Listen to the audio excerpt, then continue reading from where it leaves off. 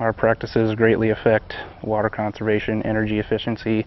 Once you start focusing on soil health and the health of the soil, your cycles start functioning like they once did before man came and screwed it up. So we're planting these biological primers, very diverse species mixes, and harvesting them with livestock. Because if you think about how these ecosystems evolved in the plains, livestock were once here, they were taken off the land, so then there was a gap in the water cycle and the energy flow.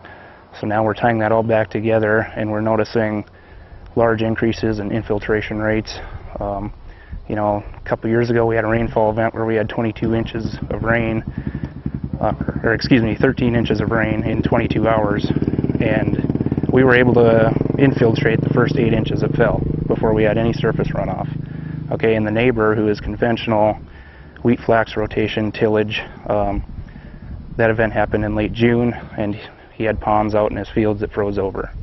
So that water never infiltrated at all. And so we're seeing big differences in the water cycle for sure. And we're able to harvest the sunlight's energy and convert it into a saleable protein. We started mob grazing a couple years ago, and we're seeing huge benefits of the animal impact. What they're out there doing is grazing the top third of the plant where all the energy is, and we like to get the rest of it to lay on the soil surface to cover the soils, conserve water, because in dry times, you know, water is a necessity and can be hard to come by. So by having the soil covered, we keep our soil temperatures down, our biology active, and our water use efficiency really enhances.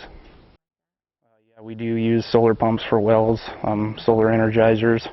We're looking at, in the future, going to biodiesel, using that on our place, and the sky's the limit as far as that goes. Would you produce your own? Yes, eventually we'd like to produce our own. So how do you envision that? We got to look into it more. Good look at you know, getting more oil crops into our operation and trying it. We've got some neighbors that have just started utilizing their own now and really enjoy it. You know, our fuel usage, I would say, has declined 75% since switching to no-till, utilizing the livestock to harvest the biological primers. Because we've cut our herbicide use by about 80%. We're doing one herbicide pass every 2 or 3 years, and we use no synthetic fertilizers. It all comes from nature, and once you get the soil healthy, those systems start functioning like they once did, and then you don't need all those inputs. So one of the things that I hear often when I'm talking to people is, oh, it's so hard to change our ways, or you hear about the peer pressure. We heard about that yesterday some. What kind of advice would you give somebody who's thinking about changing their practices but still maybe hesitating? I'd tell you to find the right people, surround yourself with like-minded people in the direction that you want to go, and do not visit the coffee shop, because you will get ridicule and you will be talked about, but that's part of it. Gotcha.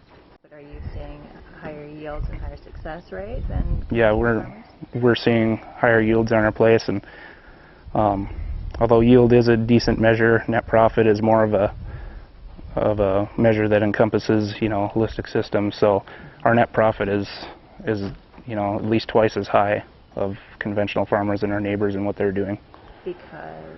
Because of lowered input use, and because we're focusing on soil health.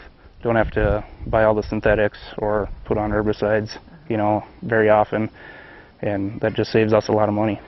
Great. So the practices are conserving the water by retaining the water that you get. Right. And you're reducing your energy use because you're having less input, less chemical Yep, exactly. which is also saving you money. Yep. And making a higher net profit. Right. So that sounds like a win-win situation. Yeah, and it leaves a healthier resource for the next generation, which is our ultimate goal. Wonderful. And so lastly, are there any books, like if I talked to you a little bit about our situation and we're trying to expand our horizons some, what books should I read, or who should I talk to? What should I do?